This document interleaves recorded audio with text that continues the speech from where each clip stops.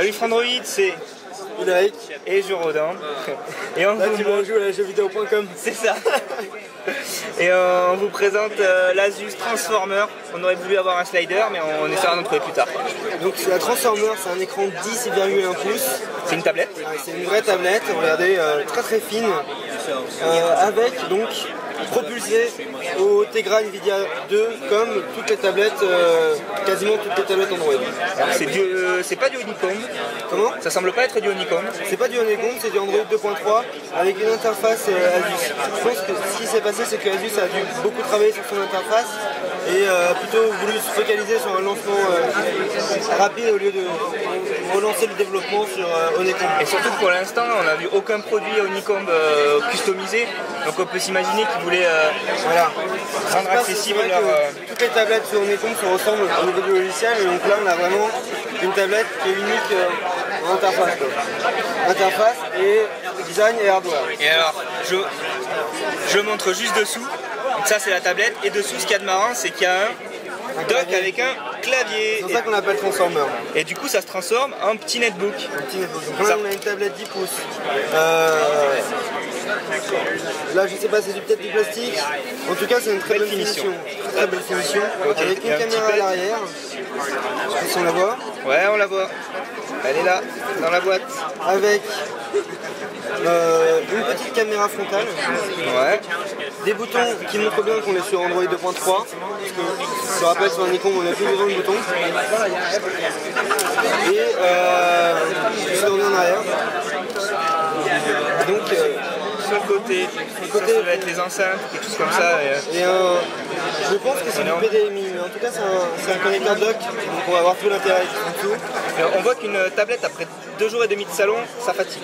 Ah oui, je pense qu'elle a été manipulée des centaines de fois. Donc là on a le réglage du volume, bouton on-off avec déverrouillage et verrouillage, pour stopper la rotation automatique. Un mini HDMI, c'est plutôt très sympa d'avoir du mini HDMI. Je sais pas si tu as à faire mise au point. Ouais, ça va. Enlève la main.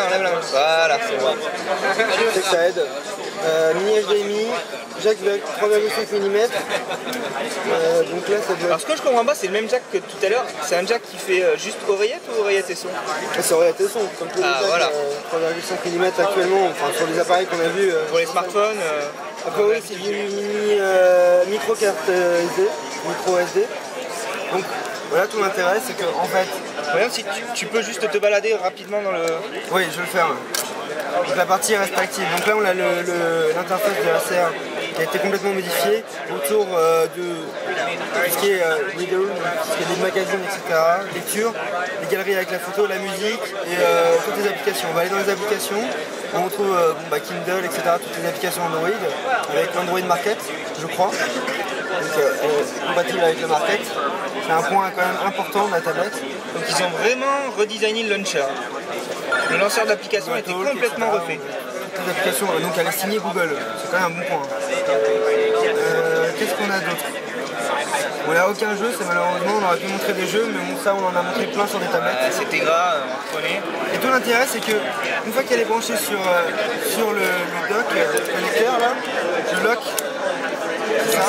Voilà. Ah oui. Donc tu le rentres et c'est fixé. Et donc là, c'est marrant parce que je recharge en PDMI. Je crois que c'est du PDMI. Ah donc c'est peut-être le même... Ça ressemble à du câble Apple, mais c'est du PDMI, c'est un format qui est standard. C'est le format qui est dans la Galaxy Tab?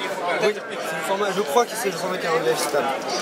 On a un clavier qui doit comporter, je suis pas sûr, une batterie. Je suis pas sûr. Non, on sait pas, ouais. Peut-être. En tout cas, il a un clavier, elle est assez lourde.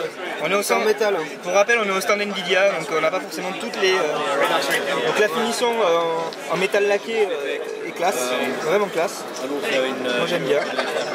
On a un clavier chipset, c'est comme ça qu'on dit, c'est-à-dire que les touches sont séparées. Donc ça c'est plutôt sympa. La Sony à la Apple. Et lorsqu'on ferme, on a un netbook. Un vrai netbook. Un vrai netbook avec un port SD. On rajoute une deuxième mémoire. Et et du port USB difficilement accessible. Voilà. USB 2.0 host, c'est-à-dire que je vais pouvoir brancher un disque dur, une clé USB, c'est tout l'intérêt d'un notebook. Et voilà. Et deuxième un deuxième port situé là. galérer. La finition, je ne vais pas le voir. La finition est vraiment pas mal. Hein. Donc là j'ai le poids d'un notebook avec un boîtier plutôt solide et vraiment très sympa en termes de design. on a hâte de pouvoir l'essayer. Donc ça c'était l'Asus Transformer propulsé au NVIDIA Tegra 2. Donc tout ce que vous savez de la vidéo 1080p, des jeux, des machins. Voilà. Et c'est une tablette. Une tablette et un netbook. Et un netbook. Il se transforme. C'est le Transformer. Allez, à bientôt tout le monde.